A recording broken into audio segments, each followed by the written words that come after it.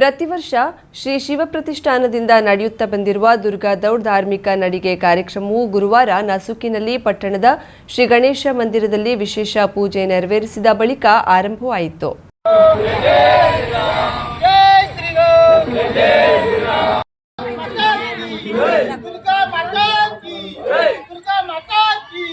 ದಿವಂಗತ ರಾಜು ಧೂಳಿಯವರ ಸುಪುತ್ರಿ ರೀತು ಧೂಳಿ ಕೈಯಲ್ಲಿ ಧ್ವಜವನ್ನ ಹಿಡಿಯೋದರ ಮೂಲಕ ದುರ್ಗಾ ದೌಡ್ಗೆ ಚಾಲನೆ ನೀಡಿದ್ರು. ವಿವಿಧ ದೇವತೆಗಳ ಬಗ್ಗೆ ಘೋಷಣೆ ಕೂಗಲಾಯಿತು. ಮೊದಲ ದಿನದ ಧಾರ್ಮಿಕ ದುರ್ಗಾ ದೌಡ್ ನಡಿಗೆಯು ಮಹಾಗಣಪತಿ ದೇವಸ್ಥಾನದಿಂದ ಪ್ರಾರಂಭಗೊಂಡು ಸದಾಶಿವನಗರ, ಬಸವನಗರ, ಗಣೇಶನಗರ, ಹೊರಗಿನ ಗುತ್ತಿಗೇರಿ, ಬೆಳಗಾವಿ ರಸ್ತೆ, ಆನಿಗುಂದಿ ಬಡಾವಣೆ, ಬಸ್ ನಿಲ್ದಾಣ ರಸ್ತೆ, ಇಂದಿರಾನಗರ, ಧಾರವಾಡ ರಸ್ತೆ, ಶಿವಾಜಿ ವೃತ್ತ ಮಾರ್ಗವಾಗಿ ಪೊಲೀಸ್ ಲೈನ್ ದುರ್ಗಾದೇವಿ ದೇವಸ್ಥಾನದಲ್ಲಿ ಧಾರ್ಮಿಕ ನಡಿಗೆಯು ಮುಕ್ತಾಯಗೊಂಡಿತು. ಸುಮಾರು 4,000ಕ್ಕೂ ಅಧಿಕ ಸಂಖ್ಯೆಯಲ್ಲಿ ಮಕ್ಕಳು, ಯುವಕರು, ಮಹಿಳೆಯರು, ಹಿರಿಯ ನಾಗರಿಕರು 5 ಕಿಲೋಮೀಟರ್ ಧಾರ್ಮಿಕ ನಡಿಗೆಯಲ್ಲಿ ಭಾಗವಹಿಸಿದ್ದರು. ದುರ್ಗಾ ದೌಡ್ ಹಾದು ಹೋಗುವ ಮಾರ್ಗಗಳನ್ನ ತೊಳೆದು ತಳಿರು ತೋರಣಗಳನ್ನ ಹಾಕಿ ರಂಗೋಲಿ ಹಾಕಿ ಶೃಂಗರಿಸಲಾಗಿತ್ತು. ಹೆಂಗಳೆಯರು ಆರತಿ ಮಾಡಿ ನಡಿಗೆಗೆ ಸ್ವಾಗತ ನೀಡಿ ಭಕ್ತರಿಗೆ ಸಿಹಿ ತಿಂಡಿಗಳನ್ನ ವಿತರಿಸಿದ್ರು. ಕಾರ್ಯಕ್ರಮದಲ್ಲಿ ಶ್ರೀ ಶಿವ ಪ್ರತಿಷ್ಠಾನ ಸಮಿತಿಯ ಸದಸ್ಯರು, ಸಾವಿರಾರು ಸಂಖ್ಯೆಯಲ್ಲಿ ಹಿರಿಯರು, ಯುವಕರು, ಪುರುಷರು, ಮಹಿಳೆಯರು ಉಪಸ್ಥಿತರಿದ್ದರು. ಸರ್ವಪಿತ್ರ ಅಮಾವಾಸ್ಯೆ ಪ್ರಯುಕ್ತ ಗೋಕರ್ಣ ಮುಖ್ಯ ಕಡಲ ತೀರದ ಮಾರ್ಗದಲ್ಲಿರುವ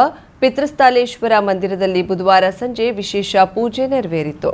ಅಪಾರ ಸಂಖ್ಯೆಯಲ್ಲಿ ಜನರು ಆಗಮಿಸಿ ದೇವರಿಗೆ ದೀಪ ಬೆಳಗಿಸಿ ವಂದಿಸಿ ದರ್ಶನ ಪಡೆದರು. ದೇವರಿಗೆ ವಿಶೇಷ ಅಲಂಕಾರ, ವೈದಿಕರ ವೇದಘೋಷ ಎಲ್ಲರ ಗಮನ ಸೆಳೆಯಿತು. ಈ ಭಾಗದ ಸುತ್ತಮುತ್ತಲಿನ ಜನರು ಪ್ರತಿ ಪಿತೃ ಅಮಾವಾಸ್ಯೆಯಂದು ಮಂದಿರಕ್ಕೆ ಭೇಟಿ ನೀಡಿ ದೇವರಿಗೆ ಹಣ್ಣು ಕಾಯಿ ಸೇವೆ ನೀಡೋದು ವಾಡಿಕೆಯಾಗಿದೆ. ಕನ್ನಡ ಸಾಹಿತ್ಯ ಪರಿಷತ್ತು ಅಂಕೋಲಾ ಘಟಕ, ಗೋಖಲೆ ಸೆಂಟಿನರಿ ಕಾಲೇಜ್ ಅಂಕೋಲಾ, ಗುರು ಪ್ರಕಾಶನ ಇವರ ಸಹಯೋಗದಲ್ಲಿ ವಿದ್ಯಾರ್ಥಿ ಕವಿಗೋಷ್ಠಿ ಹಾಗೂ ಗ್ರಂಥ ಬಿಡುಗಡೆ ಸಮಾರಂಭ ಜಿಸಿ ಕಾಲೇಜಿನಲ್ಲಿ ಜರುಗಿತು. ಜಿಸಿ ಕಾಲೇಜಿನ ಪ್ರಾಚಾರ್ಯ ಡಾಕ್ಟರ್ ಎಸ್.ವಿ. ವಸ್ತ್ರದ್ ಕಾರ್ಯಕ್ರಮವನ್ನು ಉದ್ಘಾಟಿಸಿ ಮಾತನಾಡಿ, ಇಂದಿನ ಮೊಬೈಲ್ ಯುಗದಲ್ಲಿ ಸಾಹಿತಿಗಳ, ಕವಿಗಳ ಸಂಖ್ಯೆ ಇಳಿಮುಖವಾಗುತ್ತಿರುವುದು ವಿಷಾದನೀಯ. ಕಸಾಪ ತಾಲೂಕು ಘಟಕ ಯುವ ಹಾಗೂ ವಿದ್ಯಾರ್ಥಿಗಳ ಕವಿಗೋಷ್ಠಿಯನ್ನ ಆಯೋಜಿಸುವುದರ ಮೂಲಕ ಯುವ ಲೇಖಕರಿಗೆ ಪ್ರೋತ್ಸಾಹ ನೀಡುವ ಕಾರ್ಯ ಶ್ಲಾಘನೀಯ ಎಂದರು. ಶಿಕ್ಷಕಿ ದಿ ಮಾಣು ನಾಗೇಂದ್ರ ನಾಯಕ್ ಸ್ಮರಣಾರ್ಥ ಕವಿ ನಾಗೇಂದ್ರ ನಾಯಕ್ ತೊರ್ಕೆ ರಚಿಸಿದ ಕವನ ಸಂಕಲನ ಮಧುರ ಮೈತ್ರಿ ಕೃತಿಯನ್ನ ಲೋಕಾರ್ಪಣೆಗೊಳಿಸಿದ ಜಿಸಿ ಕಾಲೇಜಿನ ವಿಶ್ರಾಂತ ಪ್ರಾಚಾರ್ಯ ಡಾಕ್ಟರ್ ರಾಮಕೃಷ್ಣ ಗುಂದಿ ಮಾತನಾಡಿ, ಇಂದಿನ ಕಾಲದ ಮೊಬೈಲ್ನಂತಹ ಸಂವಹನ ಮಾಧ್ಯಮಕ್ಕೆ ನಾವು ಅನಿವಾರ್ಯವಾಗಿ ಶರಣಾಗಿದ್ದೇವೆ. ಆದರೆ ಅದರ ಸದ್ಬಳಕೆಯಾದ್ರೆ ಒಳ್ಳೆಯದು. ಮೊಬೈಲ್ಗಳ ಬಳಕೆ ಭಾವನಾತ್ಮಕ ಸಂವೇದನೆಗಳಿಗೆ ಮಾರಕವಾಗಬಹುದು ಎಂದರು. ಅಧ್ಯಕ್ಷತೆ ವಹಿಸಿದ್ದ ಕನ್ನಡ ಸಾಹಿತ್ಯ ಪರಿಷತ್ ಅಧ್ಯಕ್ಷ ಗೋಪಾಲಕೃಷ್ಣ ನಾಯಕ್ ಮಾತನಾಡಿದರು. ಮುಖ್ಯ ಅತಿಥಿಗಳಾದ ವಿಶ್ರಾಂತ ಪ್ರಾಚಾರ್ಯ ಪ್ರೊಫೆಸರ್ ಮೋಹನ್ ಹಬ್ಬು, ದಿವಂಗತ ಮಾಣು ನಾಯಕ್ ಹಾಗೂ ಕವಿ ನಾಗೇಂದ್ರ ನಾಯಕ್ ಅವರ ಒಡನಾಟದ ಕುರಿತು ವಿವರಿಸಿ, ದಂಪತಿಗಳ ಪ್ರೇಮ ಕಾವ್ಯ ರಚಿಸಿದ ವಿವಿಧ ಪ್ರಸಿದ್ಧ ಕವಿಗಳ ಕೃತಿಗಳನ್ನು ಉಲ್ಲೇಖಿಸಿ ಕೆಎಸ್ ನರಸಿಂಹಸ್ವಾಮಿಯವರ ಗೀತೆಯೊಂದನ್ನ ಹಾಡಿದ್ರು. ಕೃತಿಕಾರ ನಾಗೇಂದ್ರ ನಾಯಕ್ ತೊರ್ಕೆ ತಮ್ಮ ಕೃತಿಯನ್ನ ಅಗಲಿದ ತಮ್ಮ ಪತ್ನಿಗೆ ಅರ್ಪಿಸಿ ಅವರು ತಮ್ಮ ಕುಟುಂಬಕ್ಕೆ ಆಸರಿಯಾಗಿ ನೀಡಿದ ಕೊಡುಗೆಗಳನ್ನ ತಿಳಿಸಿದ್ರು ಮತ್ತು ತಮ್ಮ ಕೃತಿಯನ್ನ ಅತಿಥಿಗಳಿಗೆ ಹಾಗೂ ವಿದ್ಯಾರ್ಥಿಗಳಿಗೆ ವಿತರಿಸಿದ್ರು. ವೇದಿಕೆಯಲ್ಲಿ ಜಿಸಿ ಪದವಿ ಪೂರ್ವ ಕಾಲೇಜಿನ ಪ್ರಾಚಾರ್ಯೆ ಸುಜಾತ ಲಾಡ್ ಉಪಸ್ಥಿತರಿದ್ದರು. ಕವಿಗೋಷ್ಠಿಯಲ್ಲಿ ಜಿಸಿ ಕಾಲೇಜು ಮತ್ತು ಕೆಎಲ್ಇ ಕಾಲೇಜಿನ ವಿದ್ಯಾರ್ಥಿಗಳು ತಮ್ಮ ಸ್ವರಚಿತ ಕವನಗಳನ್ನ ಓದಿದ್ರು. ಈ ಸಂದರ್ಭದಲ್ಲಿ ಹಿರಿಯ ಸಾಹಿತಿಗಳಾದ ಹೊನ್ನಮ್ಮ ನಾಯಕ್, ವಿಠಲ್ ಗಾಂವ್ಕರ್, ಶ್ರೀಧರ್ ನಾಯಕ್, ಪ್ರಕಾಶ್ ನಾಯಕ್, ಕಸಾಪ ಸದಸ್ಯರಾದ Mahantesh Revadi, Rafiq Sheikh, GR Nayak, MB Ager, J Premanand, Sujith Naik, Jayasheela Ager, GC ಕಾಲೇಜಿನ ಉಪನ್ಯಾಸಕರು ಹಾಗೂ ಸಿಬ್ಬಂದಿಗಳು, ಕಾಲೇಜ್ ವಿದ್ಯಾರ್ಥಿಗಳು ಇದ್ದರು. ಮೊಬೈಲ್ ಎಂಬ ಒಂದು ಕರತಲಾಮಲಕವಾದ ಒಂದು ಯಂತ್ರ ಏನಿದೆ, ಇದು ನಮ್ಮೆಲ್ಲರ ಬದುಕನ್ನು ಒಂದು ರೀತಿಯಲ್ಲಿ ಬೇರೆ ಬೇರೆ ಹಂತದಲ್ಲಿ ಕಟ್ಟಿ ಹಾಕಿದೆ. ಬಹಳ ಮುಖ್ಯವಾಗಿ ನಮ್ಮ ಸಂವೇದನೆಗಳ ಮೇಲೆ ಒಂದು ದೊಡ್ಡ ಪ್ರಹಾರವನ್ನು ಮಾಡಿದೆ. ಅದರ ಬಗ್ಗೆ ನಾವೆಲ್ಲ ಎಚ್ಚರಗೊಳ್ಳಬೇಕು ಮತ್ತು ಸಾಧ್ಯವಾದಷ್ಟು ಹಿತಮಿತ ಬಳಕೆಯ ಮೂಲಕವಾಗಿ ಎಷ್ಟು ನಮ್ಮ ಬದುಕಿಗೆ ಅಗತ್ಯ, ಎಷ್ಟು ಪ್ರಯೋಜನಕಾರಿ, ಎಷ್ಟು ಆರೋಗ್ಯಕಾರಿ ಎಂಬುದನ್ನು ಗಮನಿಸಿ ನೀವೆಲ್ಲ ಮೊಬೈಲ್ ಬಳಕೆಯನ್ನು ಮಾಡಿ ವಿದ್ಯಾರ್ಥಿಗಳು ತಮ್ಮ ಸಂವೇದನಾಶೀಲತೆಯನ್ನು ಕಳ್ಕೋಬಾರದು. ಅದನ್ನು ನೆನಪಿಸುವುದಕ್ಕಾಗಿ ನಾವು ಈ ಥರದ ಕವಿಗೋಷ್ಠಿಯನ್ನು ಆಯೋಜಿಸಿದ್ದೇವೆ ಎಂಬುದನ್ನು ನಿಮ್ಮೆಲ್ಲರ ಗಮನಕ್ಕೆ ತಂದಿದ್ದಾರೆ.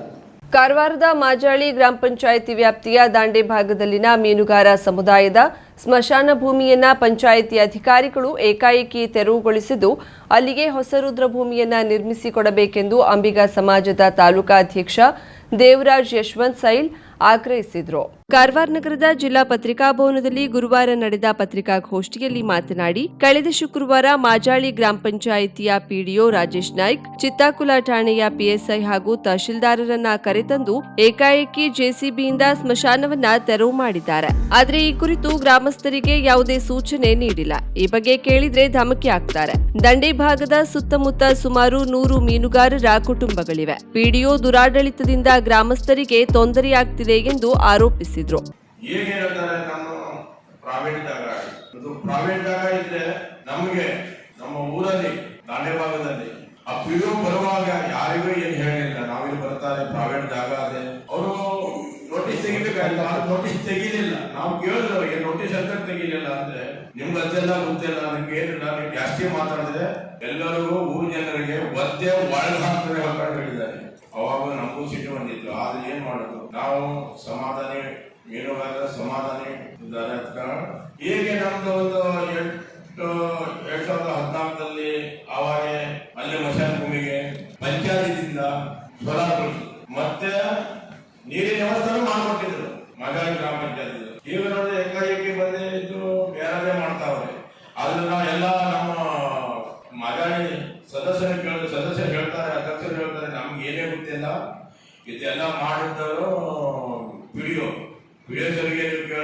ಮೀನುಗಾರ ಮುಖಂಡ ಶ್ರೀಧರ್ ಸೈಲ್ ಮಾತನಾಡಿ, ಇಲ್ಲಿಯವರೆಗೆ ಯಾವುದೇ ಸಮಸ್ಯೆ ತಕರಾರು ಇರಲಿಲ್ಲ. ಆದರೆ ಅಧಿಕಾರಿಗಳು ಈ ರೀತಿ ನಡೆದುಕೊಳ್ಳುವುದು ಸರಿಯಲ್ಲ. ಹಿಂದೂ ಸಮಾಜದವರಿಗೆ ದೇವಸ್ಥಾನದಂತೆ ರುದ್ರಭೂಮಿಯೂ ಮುಖ್ಯ. ಹೀಗಾಗಿ ಸಂಬಂಧಿಸಿದವರು ಸ್ಮಶಾನ ಭೂಮಿ ನಿರ್ಮಿಸಿಕೊಡಬೇಕು ಎಂದರು.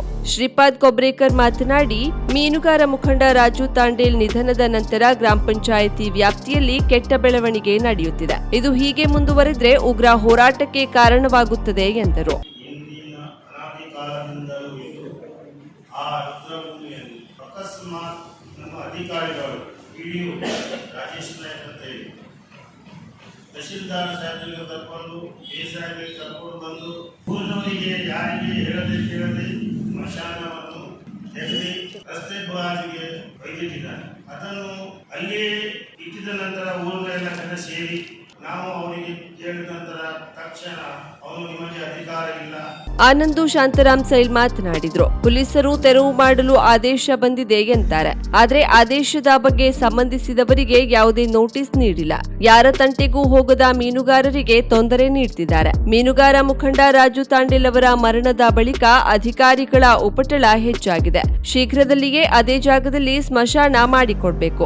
ಇಲ್ಲವಾದ್ರೆ ಗ್ರಾಮ ಪಂಚಾಯಿತಿ ಕಚೇರಿಯ ಮುಂದೆಯೇ ಶವ ಸಂಸ್ಕಾರ ಮಾಡಬೇಕಾಗುತ್ತದೆ ಎಂದು ಯುವ ಮೀನುಗಾರ ಮುಖಂಡ ವಿನಾಯಕ್ ಹರಿಕಂತ್ರ ಎಚ್ಚರಿಸಿದ್ರು. ಈ ಸಂದರ್ಭದಲ್ಲಿ ಸಂತೋಷ್ ತದಡೀಕರ್ ಇದ್ದರು.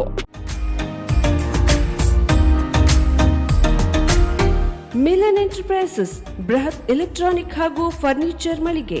ಉತ್ತರ ಕನ್ನಡ ಜಿಲ್ಲೆಯಲ್ಲೇ ಅತಿ ಹೆಚ್ಚು ಮಳಿಗೆಗಳನ್ನು ಹೊಂದಿರುವ, ಅತಿ ಹೆಚ್ಚು ಸಂತೃಪ್ತ ಗ್ರಾಹಕರನ್ನ ಹೊಂದಿರುವ ಮೂಲಕ ಹೆಗ್ಗಳಿಕೆಗೆ ಪಾತ್ರವಾಗಿರುವ ಏಕೈಕ ಸಂಸ್ಥೆ ಮಿಲನ್ ಎಂಟರ್ಪ್ರೈಸಸ್.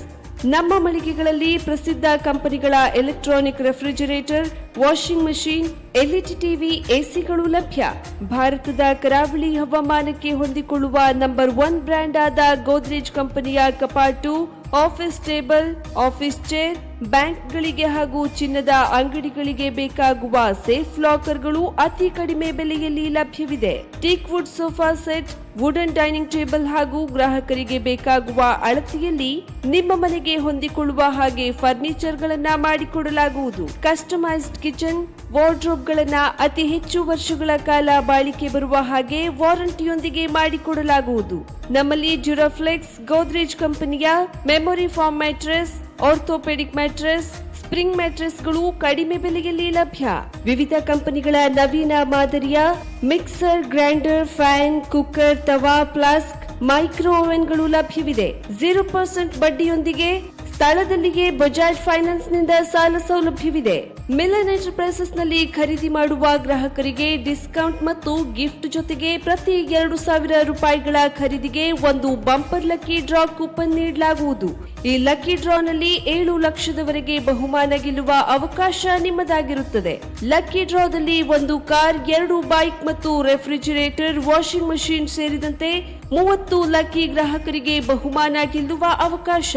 ಗ್ರಾಹಕರ ಸಂತೃಪ್ತಿಗೆ ನಮ್ಮ ಮೊದಲ ಆದ್ಯತೆ ಎನ್ನುವುದು ಮಿಲನ್ ಎಂಟರ್ಪ್ರೈಸಸ್ನ ವಾಕ್ಯ.